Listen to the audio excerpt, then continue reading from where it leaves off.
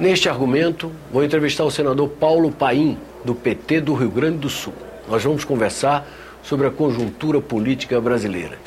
Senador, estamos aí vivendo um momento difícil, fala-se em ajuste fiscal para reequilíbrio da economia. Como é que o senhor, como parlamentar do Rio Grande do Sul, vinculado ao Partido dos Trabalhadores, historicamente um homem vinculado inclusive ao movimento sindical, está vendo, está se sentindo diante desse contexto político?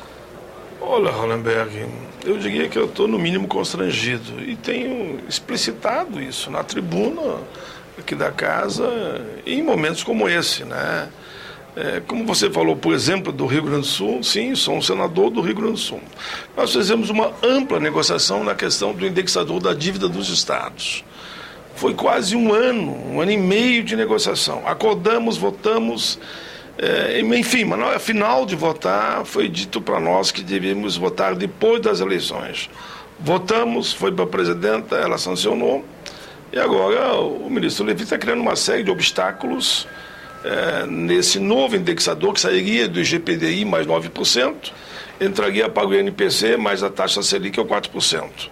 Isso, para ter uma ideia, para o Rio Grande do Sul, daria uma economia a longo prazo, não de hoje para amanhã, né, a longo, médio prazo, de algo em torno de 15 bi. Isso foi alardeado, colocado durante a campanha, depois da campanha, porque o acordo estava feito. Agora me dizem que não é bem assim. Isso nos deixa, não só nós, outros estados também que estavam acompanhando, nos deixa chateado, no mínimo, para não usar outra expressão. Eu acho que a Câmara fez correto em votar esse decreto legislativo, dizendo que em 30 dias tem que regulamentar, como também o Senado está correto em votar a matéria, porque isso tem que acontecer.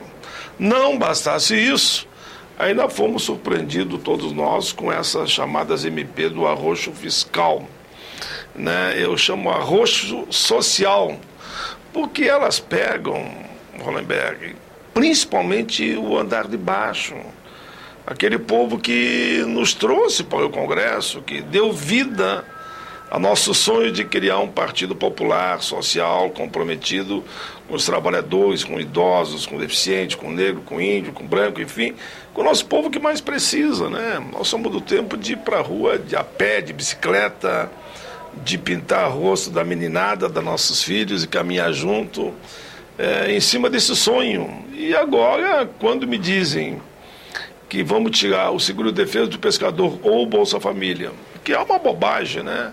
Porque se no período do defeso, no período da multiplicação dos peixes, né? Naquele período eu não posso pescar, até em defesa da natureza, do meio ambiente e da própria reprodução dos peixes. Então eu estava ganhando Bolsa Família, vou continuar ganhando.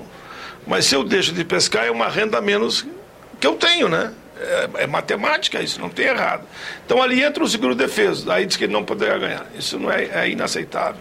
A questão do que eles chamam abono, eu chamo 14º salário, para quem ganha até 2, não é nem que ganha 2, a maioria não ganha nem 2. Esse povo tinha direito a um salário mínimo uma vez por ano, que eu chamo 14º. Olha, quando nós sabemos que tem inúmeras estatais, enfim, outros setores da economia, que tem participação nos lucros, tem 14º, tem 15º, que é férias em dobro, que alguns recebem, e aí é salário de 30 a 40 mil. Isso ninguém está falando, ninguém mexe. Agora, mexer num salário mínimo, daquele cidadão que ganha uma vez por ano, aquele ajuda para passar uma noite de Natal um pouco melhor, é uma violência e eu não consigo aceitar. Vamos agora olhar o seguro-desemprego. Em época de desemprego, nós sabemos que estamos num período de recessão. São milhares de trabalhadores que estão perdendo o emprego. E a rotatividade do Brasil sempre foi muito alta, mesmo no tempo das famosas chamadas vacas gordas, no período em que estávamos quase com pleno emprego. Como é que tu vai dizer que agora o seguro-desemprego não é depois de 6 meses, mas sim depois de 18 meses? Com a rotatividade que está aí, quer dizer, deixar o trabalhador sem receber nada naquele período. E eu fui um dos construtores de seguro-desemprego, não fui só eu. Foi uma fusão de 3 projetos, do Serra, meu e do Jorge Wecker. E o do Serra era, de fato, o mais completo na época, ele encabeçou. Como é que agora nós, mexer no seguro-desemprego?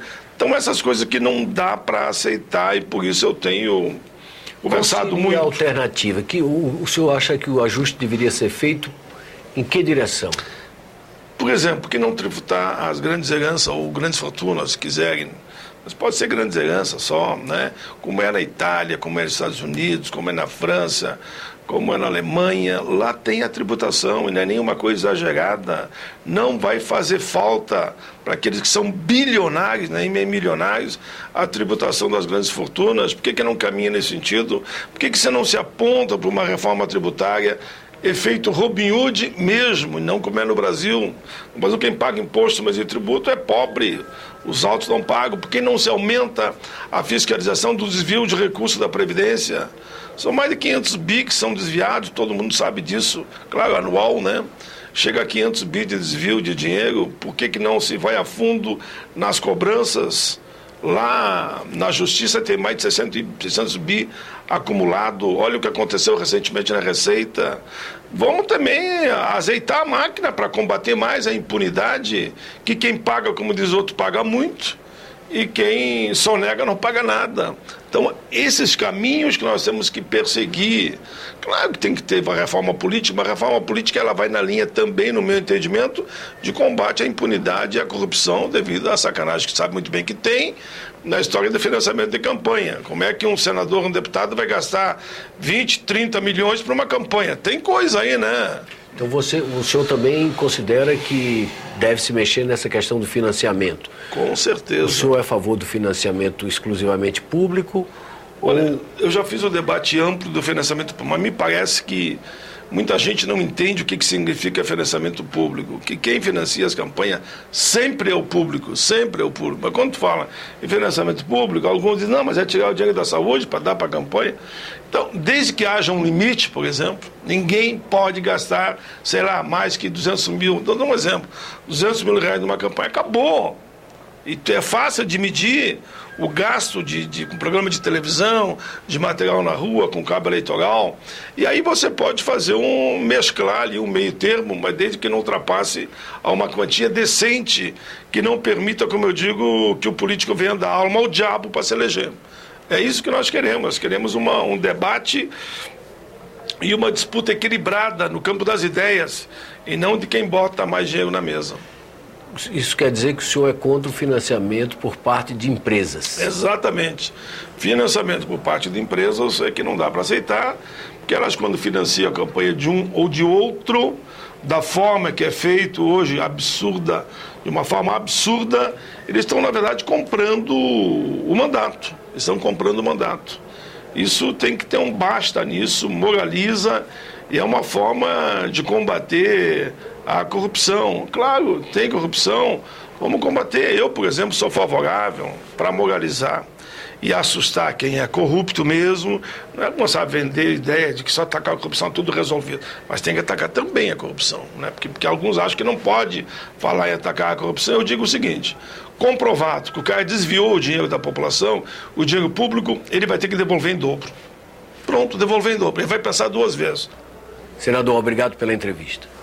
Vocês acabam de assistir uma entrevista com o senador Paulo Paim. Aqueles que quiserem encaminhar sugestões, comentários ou críticas podem fazê-lo ligando para o Alô Senado no número 0800 61 2211 ou através do nosso portal na internet no endereço www.senado.leg.br/TV. Até um próximo argumento aqui na TV Senado.